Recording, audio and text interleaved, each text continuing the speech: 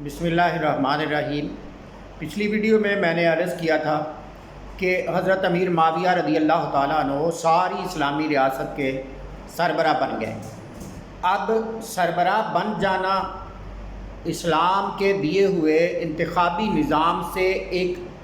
پہلے خروج تھا یا پہلا تصادم تھا جو حضرت امیر معاویہ رضی اللہ تعالیٰ عنہ سے سرزد ہوا۔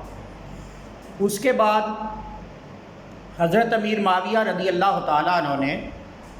سے جو بہت بڑا کام جو خلفائے راشدین کے زمانے میں نہیں تھا، نئے سرے سے ہوا، اور جو اسلامی تعلیمات اور خلفائے راشدین کی سنت سے ہٹ کر اور حضور تاجدار کائنات صلی اللہ علیہ وسلم کے حکم اور احکام اور طریقہ سے ہٹ کر جس چیز کو اپنایا گیا، ایک تو حضرت علی رضی اللہ تعالیٰ عنہ کے ہاتھ پر بیعت نہ کرنا تھا، اور دوسرا اپنی من کا اپنی مرضی کا نیا طریقہ انتخاب شروع کرنا تھا، اور تیسرا جو کام سب سے بڑا ہوا اور جس کے نتیجے میں آج امت مسلمہ پوری امت مسلمہ لخت لخت اور گروہ در گروہ اور فرقوں میں تقسیم ہو چکی ہے، اس کی دوسری بڑی وجہ یہ بنی کہ حضرت امیر معاویہ رضی اللہ تعالیٰ عنہ نے اپنے بیٹے یزید کو اپنی زندگی کے اندر مسلمانوں کے سربراہ اور بادشاہ کے طور پہ نامزد کر دیا۔ جب انہوں نے یہ کام کر دیا تو اس کا نتیجہ یہ نکلا کہ جب یزید سلطنت حکومت کے تخت پر بیٹھا تو اس نے وہ اس طرح کے گل کھلائے کہ پوری امت مسلمانوں کا بے تحاشا خون بہا اور مسلمانوں کے مقدس مقامات کی انتہا درجہ بے حرمتی بھی کی گئی۔ حضرت امام حسن جب حضرت امیر معاویہ وفات پا گئے اور یزید برسر اقتدار آیا تو یزید نے تمام بڑی بڑی شخصیات کو خط لکھے کہ وہ میری بیعت کریں۔ بہت سارے لوگوں نے یزید کی بیعت کر بھی لی، لیکن امام حسین علیہ السلام اور 2-4 اور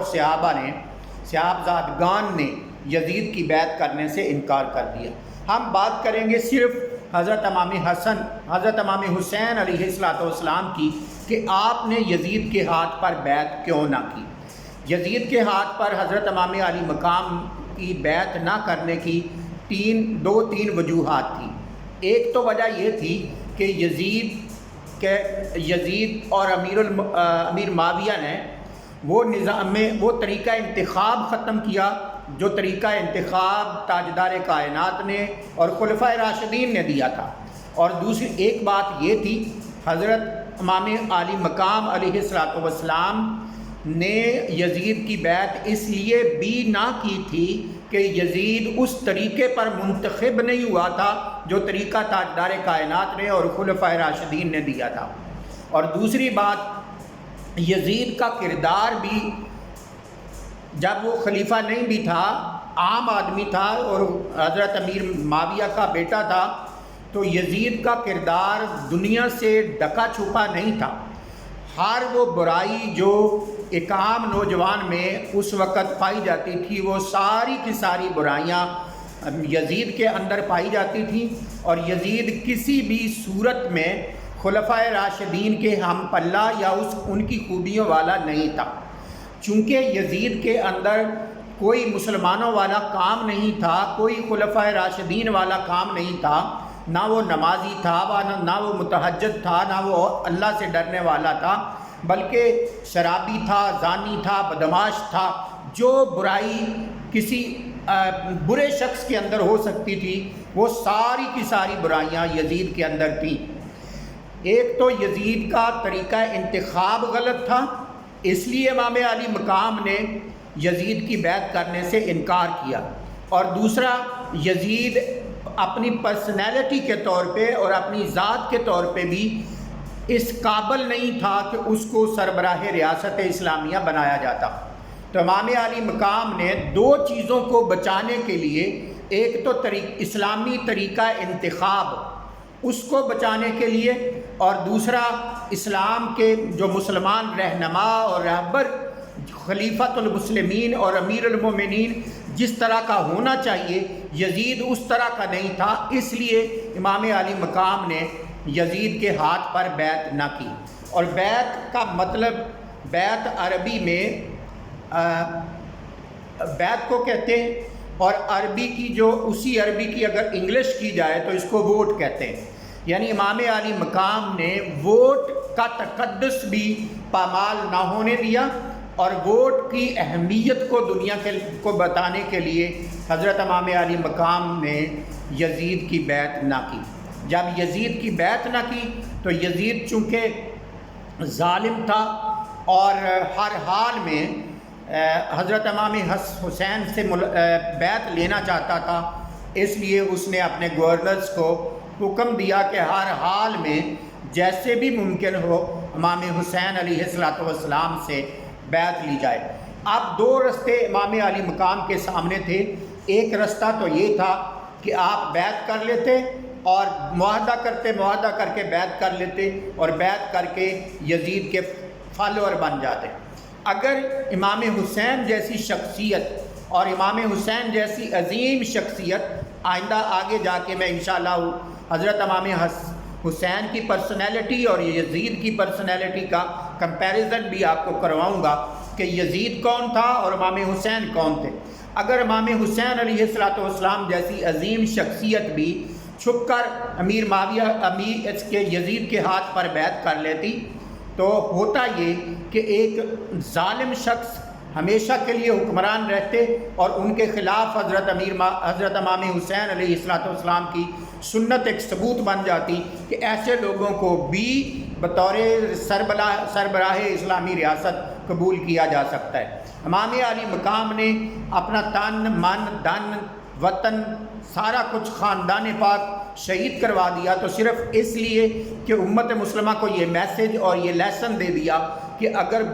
اسلامی ریاست کا سربراہ اصل طریقے سے ہٹ کر چنا جائے تو پھر بھی اس کی ہاتھ پر بیعت نہ کرو، اس کو ووٹ نہ دو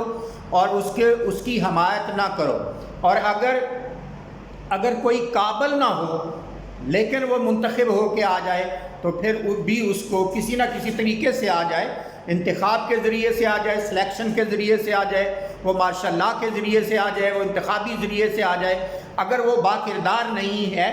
اور مسلمانوں کا خلیفہ جس طرح کا ہونا چاہیے، مسلمانوں کا سربراہ جس طرح کا ہونا چاہیے، اس کریکٹر پر اور اس نمونے پر اور اس قاعدے پر اور اس اصول پر اگر وہ پورا نہیں اترتا تو پھر اس کے ہاتھ پر بیعت نہ کی جائے، یعنی اس کو ووٹ نہ دیا جائے۔ امام علی مقام نے پہلا تو نظام مصطفیٰ کو بچانے کے لیے قربانی دی، اور دوسرا ووٹ کے تقدس کو اور ووٹ کی اہمیت کو بیان کرنے کے لیے بتانے کے لیے قربانی دی، اور تیسرا اس لیے قربانی دی کہ آپ نے بتا دیا کہ مسلمانوں کا حکمران، مسلمانوں کا خلیفہ اور مسلمانوں کا امیر المومنین کس طرح کا ہونا چاہیے۔ ان تین مقاصد کی خاطر سیدنا امام حسین علیہ السلام نے اتنی عظیم قربانی دی کہ کائنات کے اندر نہ امام حسین جیسی کوئی ذات، کوئی شخصیت پیدا ہوئی نہ ہو سکتی ہے، اور نہ ہی آپ کے خاندان مبارک جیسا کوئی خاندان ہوا نہ ہو سکتا ہے، اور نہ ہی کیوں، اس لیے کہ حضور نبی کریم صلی اللہ علیہ وسلم آخری نبی ہیں اور آپ کے خاندان مبارک بھی اس اعتبار سے آخری خاندان ہے۔ حضور تاجدار کائنات کے خاندان بھی آخری خاندان، آپ کے نواسے بھی وہ آخری نواسے تھے، ان کے بعد نہ نبی نے آنا تھا نہ نبی کے نواسے نے آنا تھا۔ تو حضرت امام حسین علیہ السلام نے کائنات کے اس عظیم شخص نے، کائنات کے اس بے مثل اور بے مثال شخص نے آدم علیہ السلام سے لے کر اور تا قیامت جس کی کوئی مثال نہیں ہے، جس جیسی کوئی شخصیت نہیں ہے، جس جیسی کوئی ذات نہیں ہے، جس جیسا کوئی نواسا نہیں ہے، جس جیسا کوئی عظیم شخص نہیں ہے، اس عظیم شخص نے اپنا سارا تن من دن لٹا دیا۔ تو ذرا غور کریں کس لیے لٹا دیا؟ کیا وہ بعض لوگ کہتے ہیں کہ یہ دو شہزادوں کی لڑائی تھی۔ اگر امام حسین علیہ السلام اقتدار حاصل کرنا چاہتے تو پھر اقتدار کے اور بہت طریقے تھے،